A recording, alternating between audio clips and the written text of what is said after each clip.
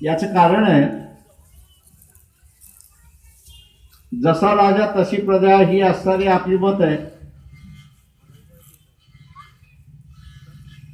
आता उदयनराजे काही राजे राहिलेले नाही, स्वतःला राजे जरी म्हणत असतील.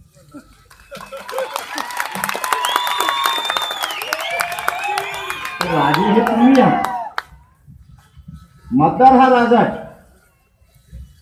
आता राजा जर बिघडलेला असेल तर निवडलेला सुद्धा बिघडलेलाच येणार आहे. नवीन काय आहे त्याच्यामुळे तुम्ही बिघडू नये ही माझी असणारी पहिल्यांदा विनंती आहे.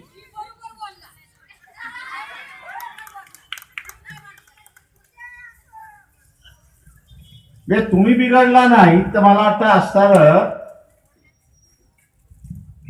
सातारा हा विकसित होऊ शकतो हे आपण लक्षात. आपले अनेक जणांचे असणारे नातेवाईक मुंबईत